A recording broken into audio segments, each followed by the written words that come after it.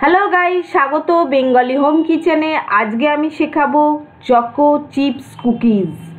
ভীষণ টেস্টি, ভীষণ ইজি এই রেসিপিটা, আর এটা বাড়িতে বানানো কিন্তু খুবই সহজ।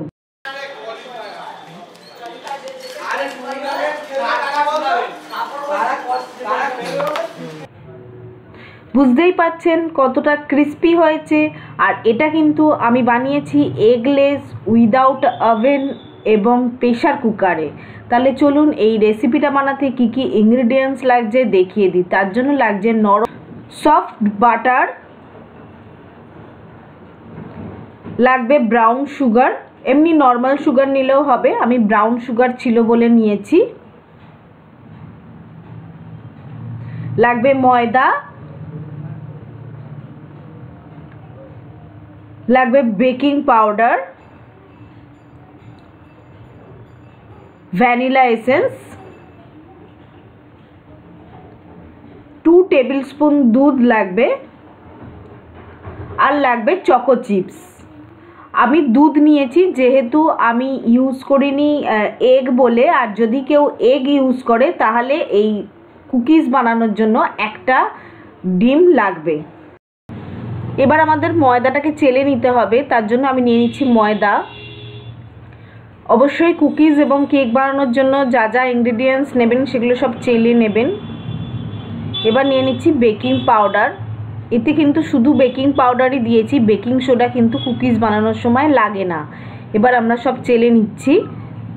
চেলে নেওয়ার পর এই বাটিটা সরিয়ে দেবো, দিয়ে আমি বাটারের বাটিটায় হ্যান্ড মিক্সচার দিয়ে এটাকে যতক্ষণ না সাদা ফ্লপি মতো হয় ততক্ষণ আমাদের এটাকে বিট করতে হবে, যেরকম ঠিক ক্রিম বানানোর জন্য আমাদের করতে হয়।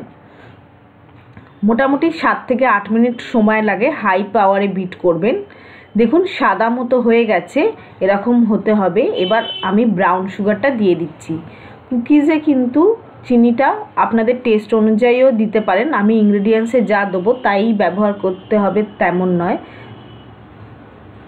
এবার এটাকে দিয়ে আমাদের ভালো করে ফেটিয়ে নিতে হবে যতক্ষণ না চিনিটা ভালো মতো বাটারের সঙ্গে মিশে যায় এবং চিনিটা গলে যায়, ততক্ষণ আমাদের এটা বিট করতে হবে।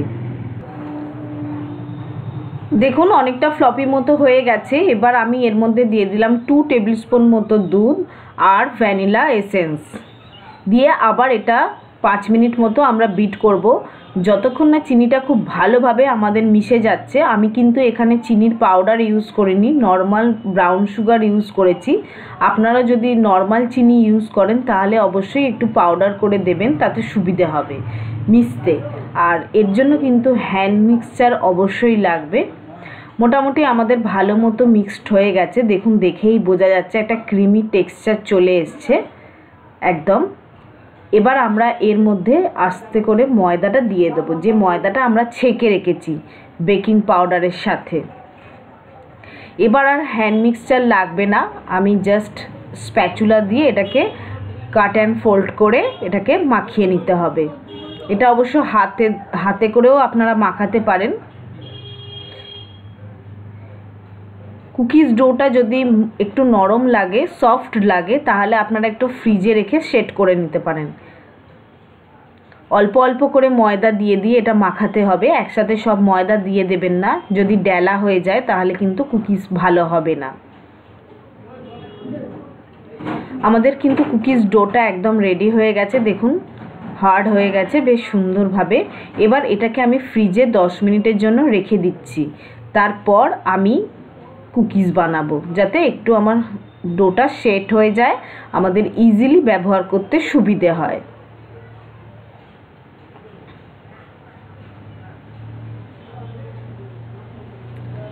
10 মিনিট বাদে আমি ফিরে আসছি।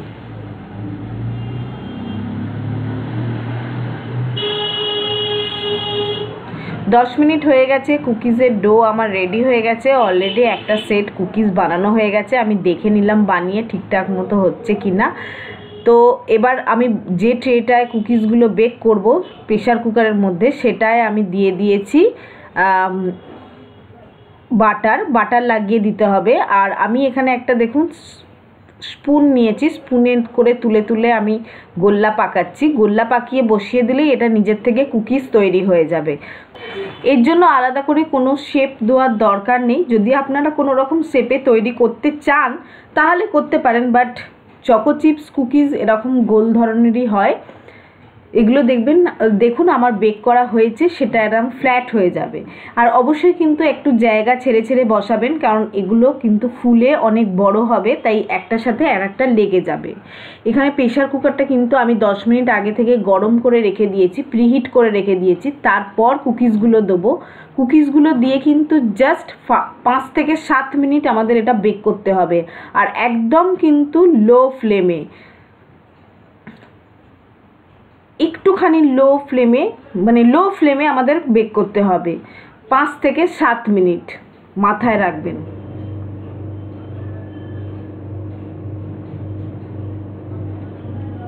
বেশিক্ষণ কিন্তু একদম কুকিজ বেক করবেন না, আর যেন গ্যাসের ফ্লেম সবসময় লোতেই থাকে, নাহলে কিন্তু কুকিজ পুড়ে যাবে। আমি 7 মিনিট বাদে দেখাচ্ছি, কুকিজগুলো কিন্তু আমার একদম রেডি হয়ে গেছে। দেখুন কি সুন্দর দেখতে হয়েছে, জাস্ট ফাটাফাটি, আর কিরম ফ্ল্যাট হয়ে গেছে দেখেছেন। আমি অলরেডি আর একটা বেকিং ট্রেতে রেডি করে রেখেছি, সেটা বসিয়ে দিলাম। ততক্ষণে ওটা একটু ঠান্ডা হলে তারপর আমরা ট্রে থেকে খুলবো, নাহলে কিন্তু কুকিজগুলো আমাদের ভেঙে যাবে। আবার এইটা সেম প্রসেসে আমি পুরো কুকিজ ডোটাই বেক করে নেব প্রেশার কুকারে। আর প্রেশার কুকারের হুইসেলও লাগাবেন না, আর গার্ডারও না লাগালেও চলবে, কিন্তু আমি গার্ডার লাগিয়েই করি, কিন্তু হুইসেলটা অবশ্যই লাগাবেন না। আর খুব জোর 5 থেকে 7 মিনিট কিন্তু বেক করবেন, বারবার বলছি আমি।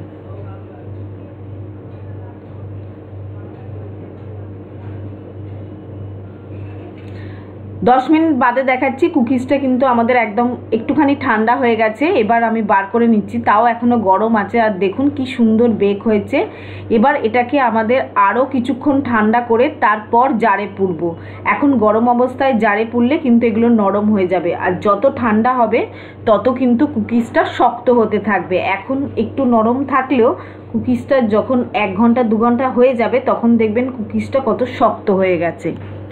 আবার একটু অয়েল ব্রাশ করে নিলাম, বা বাটার ব্রাশ করে নিতে হবে, নিয়ে আবার সেম প্রসেসেই আমরা করে নেব।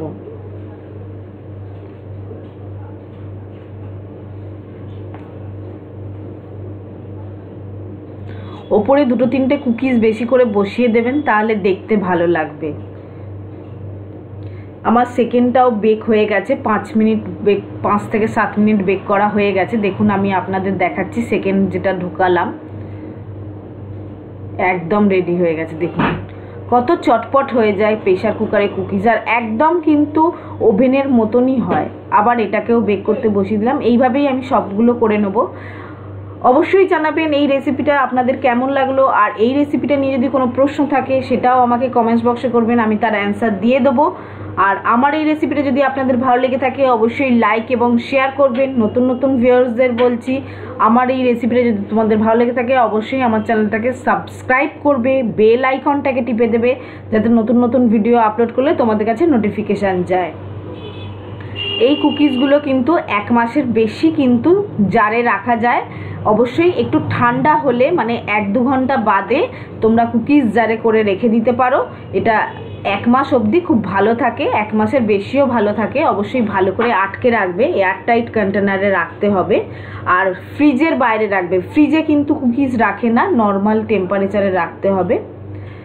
আমি কুকিজ জারে করে রেখে দিচ্ছি, দেখবে 1 মাস 1 সপ্তাহ যাবে না, শেষ হয়ে যাবে। তাহলে আজকের মতো এখানেই শেষ করলাম। টাটা বন্ধুরা, অবশ্যই এই রেসিপিটা ট্রাই করে আমাকে জানিও।